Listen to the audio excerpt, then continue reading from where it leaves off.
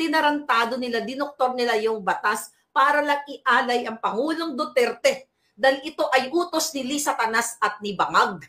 At tong mga nakita ninyo ay mga kasabwat lamang, sila ay magkakasabwat lahat. Okay, here we go. Ito yung pinakita ko sa inyo, itong message sa atin ng puting ahas. Tignan nyo, January 5. Okay? Ang sabi dito, January 5, sinend sa akin dahil nagko-comment na hindi daw nila papapasukin yung DOJ, di ba? Sila Clavano, yan ang spokesperson ni Remulla na hindi daw nila papasukin itong ICC. Kaya nga sabi ng ating puting ahas, Clavano is lying through his teeth. Nakipag-meeting na nga yung dalawang taga-ICC na si Chantal Daniels at Cora Frank Jordan kay Congressman Benny Abante. Naalala niyo yung mga expose natin? At isang napakataas na opisyal ng gobyerno last December 2023. Yan yung message. Alright? Okay, sorry. Ay malabo. But anyway, na-post ko na to. So, ibabasahin ko na lang. Then, pero ito yung picture niya. Ayan, ayan yung picture. So, ngayon, mga kababayan, ito.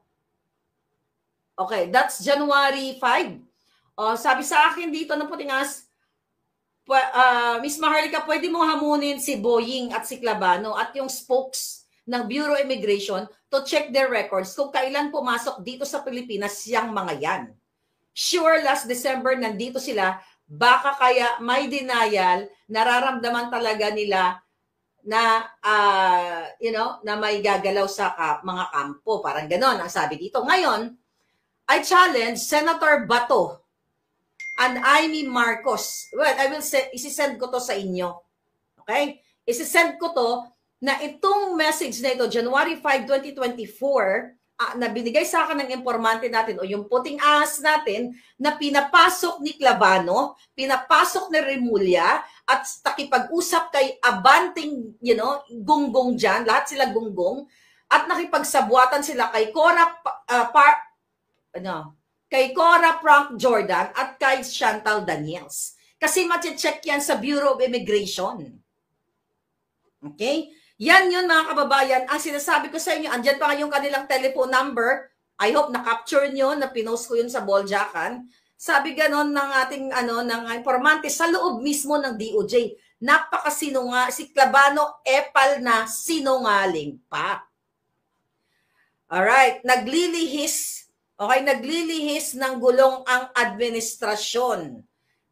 Sabi niya ganon, nayayanig sila. Sa speaker, okay, Romualdez, an Elizalde's assistant making arrangement, sabi ng ating puting ahas for those members.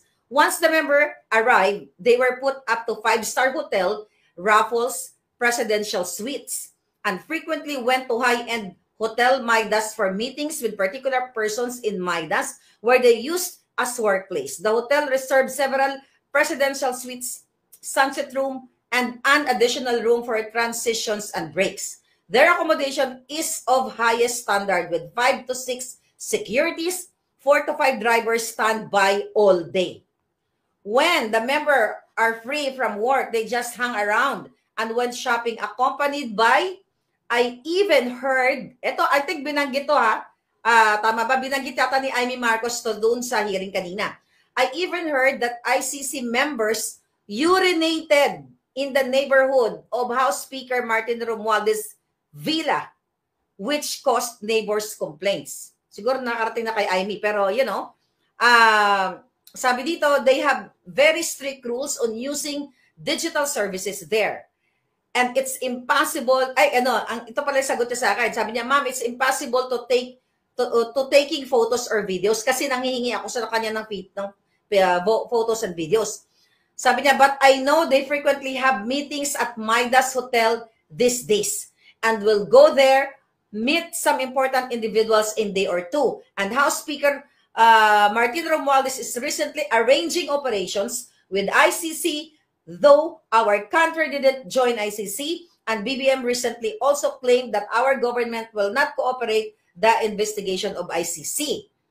Sabi niya dito, then, Sonny Trillanes has been authorized by BBM to to serve as the government representative responsible for engaging with the ICC members.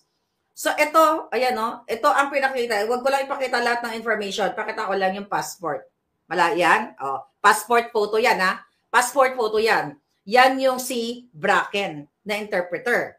Another, itong Rosato, yung binanggit, napakita na natin to.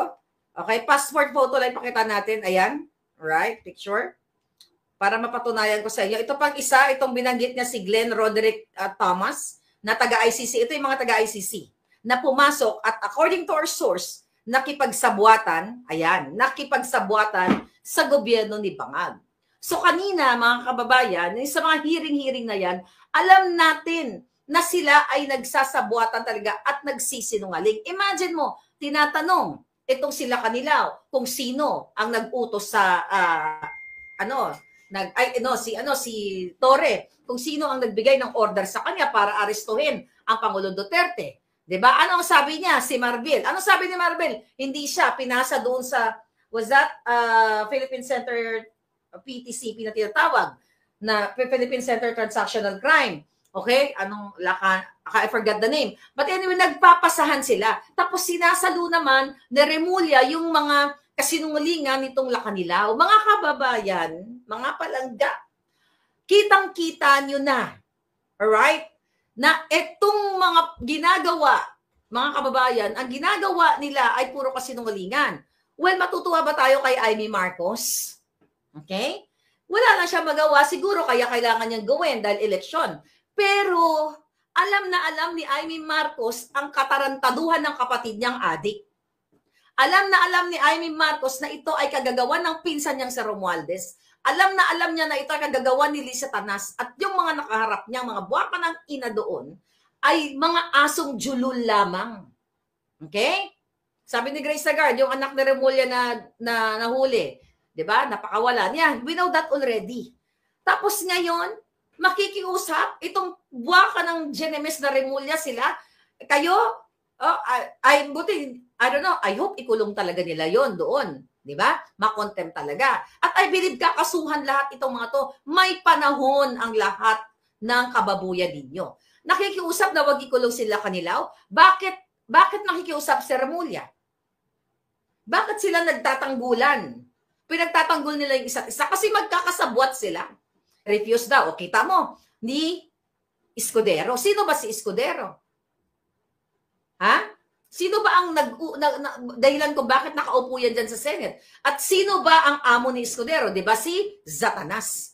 So malinaw, you connect the dots. Itong effort, group effort ito ng mga bangag. Group effort ito, kaya hindi ka rin bibilib kay Amy Marcos. Although may nakuha tayong information, kasi ginagago Amy. Maniniwala lang ang taong bayan sa iyo kung ilabas mo at ikaw mismo ang magtestimonya na ang kapatid mo ay Addictus Benedictus.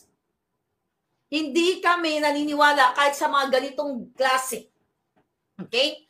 Na mga na mga kadramahan dyan. Although may nakukuha kaming information, ilabas mo, magsalita ka dahil nag-usap naman tayo.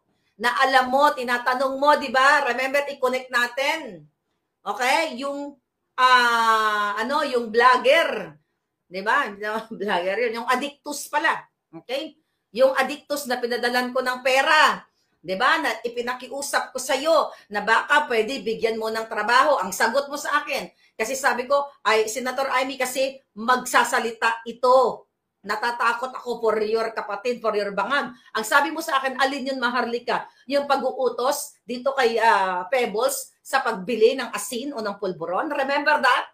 Kaya alam mo na Addictus ang presidente. The reason why nagkakaganito lahat, pati ang sister-in-law mong Judas, na kidnapper, alam mo ito. Kaya hindi ako bumibilib sa mga dramatic. Actually, kulang yung performance mo. Dahil kung ako ang nandiyan dyan, Jutang Genemes, lahat ng kasinungalingan nila, iko-contempt ko. But syempre, ang makapangyarihan pa rin yung Senate President.